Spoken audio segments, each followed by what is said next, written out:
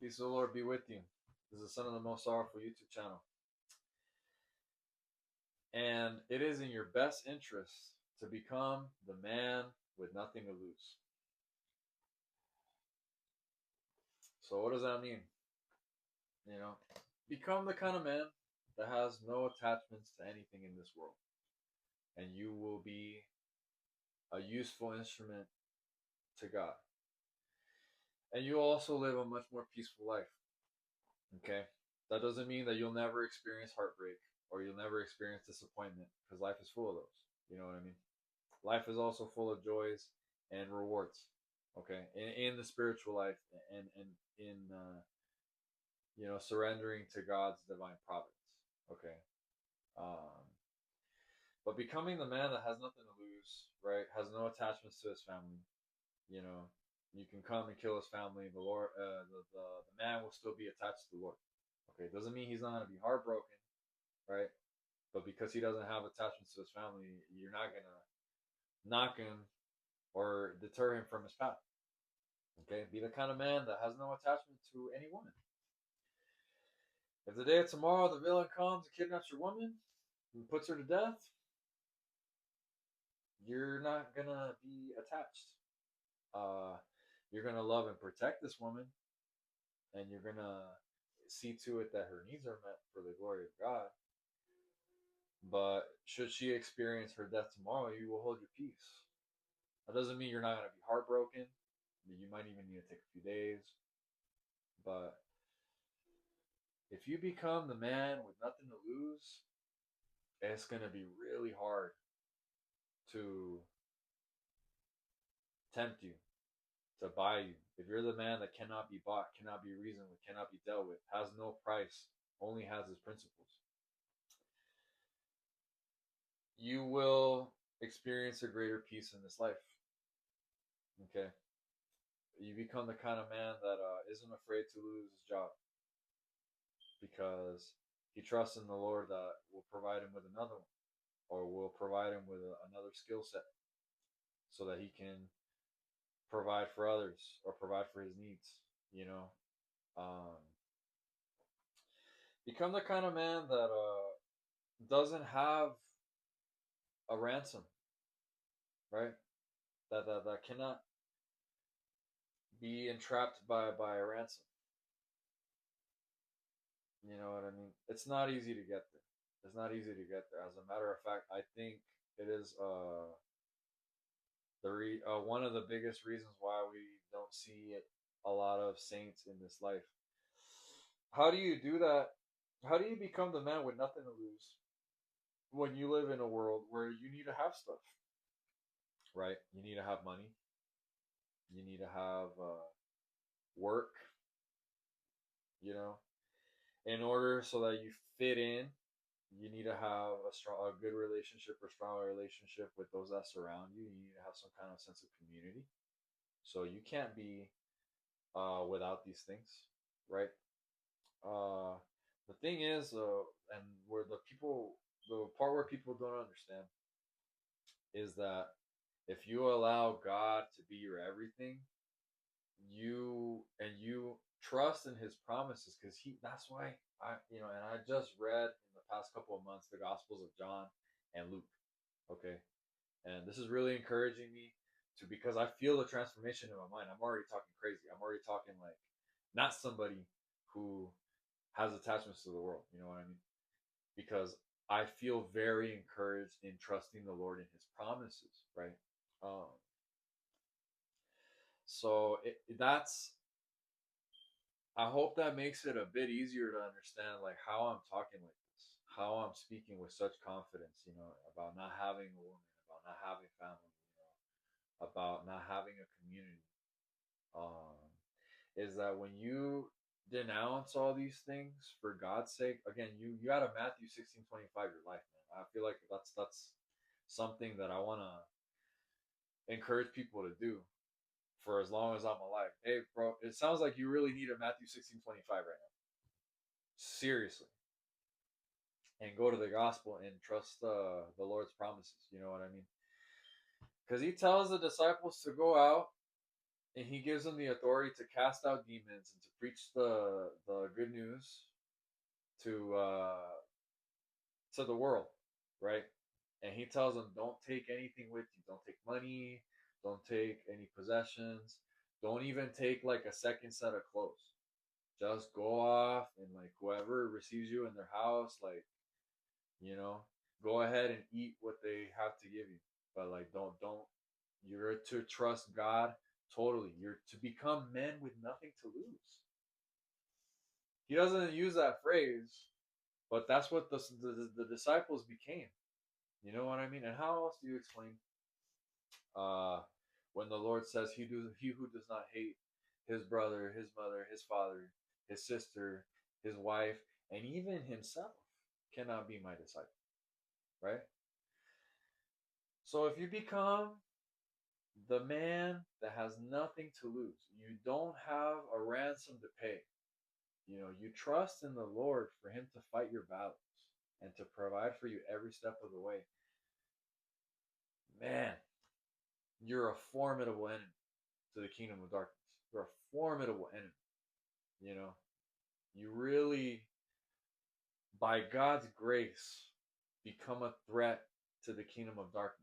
When you don't care what happens to you, when you don't care what happens to your family, when you don't care if you have a woman or not, and you have that higher level of detachment, you know what I mean? Which you will be put to the test. If you think that I'm not being put to the test right now, or that I will not be put to the test for my words that I'm preaching to you right now, 100%, we're both mistaken if we think that God's not going to put me to the test. God puts us to the test all the time. You know what I mean? So, are we willing, young men, older men, men in general, are you willing to become the man who has nothing to lose? You know, and it's a process, okay, by which you're being put in. You're being asked to give things up in a gradual way. It starts being asked, right? You're not being forced. You're not being no one's gonna hold a gun to your head and say you need to give this up right now in the pursuit of a holier life, a more righteous life, of higher levels of virtue and sacrifice. You're always gonna be asked or given the choice. I will say you're gonna be given the choice to give things up. Okay.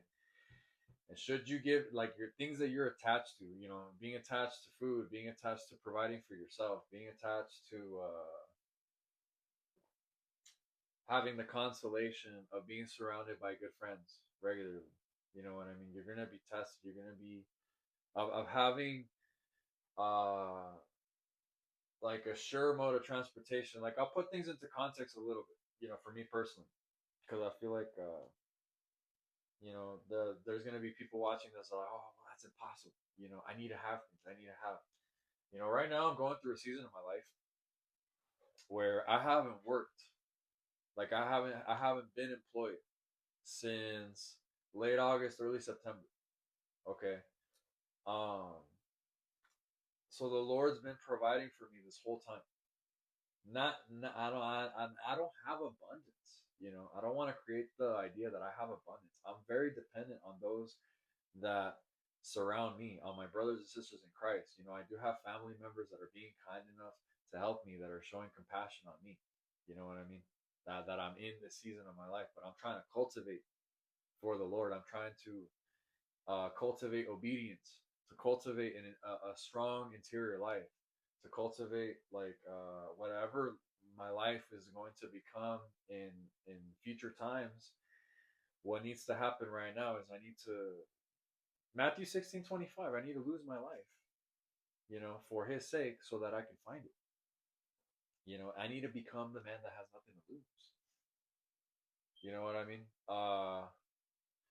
Last month and beginning in the month of September, I was talking to somebody. I was getting to know a young woman at church, right? So, uh, and God only knows, right, what is going to happen there. But it came to a point where I had to depart. You know what I mean? I'm being tested right now. Is like, can I be truly detached from that person? You know, can I be truly detached from having a person, a future spouse? You know what I mean? Because I need to attach to God in the present moment. So, you know, right now, I don't have a car. I by my own sins and stupid decisions, I crashed my car last January. In fact, last December. In fact, actually, a full year ago. I don't think about that time anymore, but a full year ago, over a full year ago, last December. I think it was December 14th going into the 15th, or December 16th going into the 17th. I crashed my car, you know, because I was drunk driving like an idiot, and so the way I've been getting around since the summer is on an e-bike. And right now my e-bike is taken apart. I really tried to fix it over this past weekend because I need you know a means of getting to church so I can fulfill my obligation um, by keeping the Lord's day holy. So and even now I'm not able to fix the bike, man. Like it's a little bit beyond my skill to fix, but I gotta figure that out because I can't stay falling. I gotta try and get myself up. But in the meantime, I have to ask for help. I have to say, hey, can you please take me to church? I have to humble myself. Humiliate is an appropriate word, actually. You know, because I'm a grown man. I should be able to fix these things by my own, you know, on my own, right? But right now, in this season of my life, the Lord's strength, in order for the Lord's strength to be glorified in my life, my own strength has to fail. My own powers have to fall short, have to fail me. You know, my confidence in myself has to diminish so that I have to become the man with nothing to lose, you know, with trust in the Lord, saying, Lord, I trust you to provide for me, to help me, so that I can remain in obedience to your holy will. You know, I'm trying to Matthew 16:25 my life right now so I can live by your promises. And I will be attached to no thing, no material thing, no living thing. You know, I was reading Imitation of Christ, and it says you must despise all created things, you know, that are not God, because you're, you know, and it says that it doesn't clarify and say like, you know, your love for God should, in comparison, like, uh, you know, be such that your love for other things don't match. No, it says you must despise all created things that are not God. So it's that's the life we're called to live, man. As disciples of Christ, as followers of Christ, it's really like a practice of the faith, a deep practice of the faith. You know what I mean? And kind of being lighthearted about it. You know what I mean? Has helped me so much. And just being like, you know, well, Lord, you promised, so I'm trusting you. You know, say, well, Lord, you promised. And so, because the Lord promised, and because I have tried my best by grace to become the man that has nothing to lose, I have had shelter, you know, during the winter, during the coldest season of the year, I have shelter. You know, I have food to eat. You know, I have a place to stay. You know what I mean? Where I can pray, where I can come and sleep, you know, and there is no worry about like me being out there at odd hours of the night being with the Lord in adoration if I so choose. There is no concern about all that. So the Lord rewards those who live in obedience to Him. What I'm doing is nothing new. Okay, it's been done in the time that has come before me, and it will be done by others who choose to trust in the Lord's promises after my time is done. You know what I mean? But I'm putting it out there. Become the man that has nothing to lose. It will save you more than when you can imagine. You know, I highly recommend it. I definitely am very encouraged by the Lord to continue in this direction. Uh, and pray for me that I don't let go of this lifestyle, because it's that this is freedom. You know what I mean? What the world wants to sell you on, that is freedom. That is like doing whatever you want at whatever hour you want, and going out there and finding satisfaction in the material. All that is fleeting. You know what I mean? This right here is actual freedom.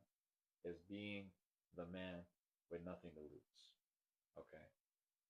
So I think we'll wrap the video up right there. This has been the Son of the Most Sorrowful. And I pray in Jesus' mighty name that the peace of the Lord be always with you by the intercession of our Blessed Mother, the Virgin Mary. And I'll see you at the next one. God bless you.